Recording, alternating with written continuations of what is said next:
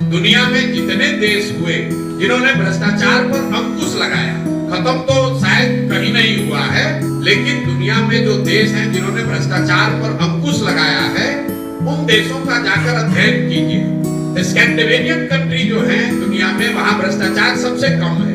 Finland में, Sweden में, Denmark में, उन देशों में भ्रष्टाचार सबसे कम है। कैसे उन्होंने कम किया? उन्होंने 4 बातें करी।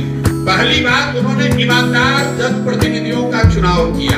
ईमानदार जनप्रतिनिधि, किसी के माथा पर तो लिखा नहीं है कि कौन ईमानदार है कौन चोर है।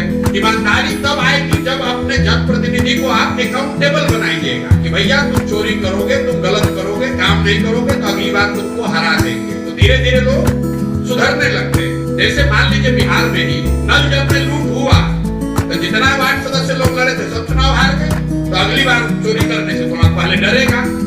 लेकिन बिहार में विधायक कितना भी लूट ले जात के नाम का वोट तो आप उसी को दीजिएगा। आपका सांसद कितना भी बड़ा चोर हो, वोट तो उसी को आपको देना है। उन देशों ने अपने जनप्रतिनिधियों को अकाउंटेबल बनाया, अच्छे लोगों को चुना। दूसरा उन्होंने काम क्या किया कि सत्ता और संसाधन का बड़े पैमाने पर विकेंद्रीकरण किया। बिहार में आप और हम सुनते हैं अफसरशाही बहुत है। क्यों? क्योंकि मुख्यमंत्री और उनके अगल बगल के 4 अफसर ही पूरा राज्य चला रहे हैं। पूरा जो सत्ता है, पूरा जो संसाधन है, वो 4-5 लोगों के हाथ में ही है। कहने के लिए मंत्री परिषद है, कहने के लिए विधायक है, कहने के लिए मुखिया सरपंच प्रमुख हैं, लेकिन किसी के हाथ में कुछ नहीं है। 5 अफसर बैठकर जो निर्णय लेते हैं वही सब लोग को करना है। तो सत्ता और संसाधन दोनों का बड़े पैमाने पर विकेंद्रीकरण होना चाहिए।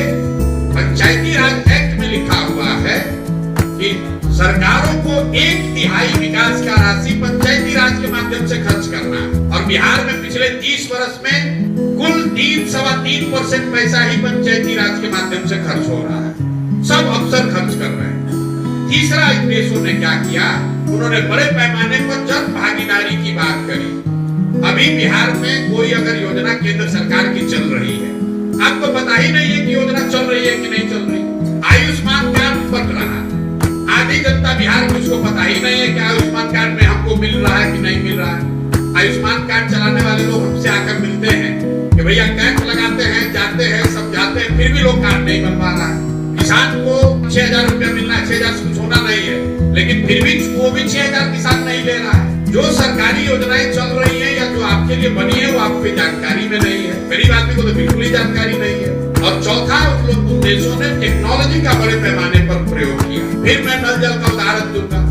सरकार ने 25,000 करोड़ से ज्यादा खर्च किया नल जल पर। अगर सरकार ने 200-300 करोड़ रुपया लगाकर जैसे बिजली का स्मार्ट मीटर लगा रहे हैं, वैसे अगर नल जल में भी स्मार्ट मीटर लगा होता तो पटना में बैठकर सरकार को ये जानकारी होती कि कितने बजे मीटर ऑन हुआ, कितना पानी निकला, कितना पानी किसने कंज्यूम किया। तो ये 4 चीज करके ही भ्रष्टाचार पर अंकुश लगाया जा सकता है। पहला, सही प्रतिनिधियों का चुनाव। दूसरा, बड़े पैमाने पर सत्ता और संसाधन का विकेंद्रीकरण। तीसरा, जन भागीदारी। और चौथा, टेक्नोलॉजी का प्रयोग। इन चारों के समायोजन से भ्रष्टाचार पर अंकुश लगाया जा सकता है, खत्म नहीं किया जा सकता। कोई आकर कह रहा है नेता, अरे हमको वोट दे दो, हम आएंगे सब ठीक कर देंगे, तो आपको सिरे से मूर्ख बना रहा है या खुद बड़ा मूर्ख है। ये संभव नहीं है।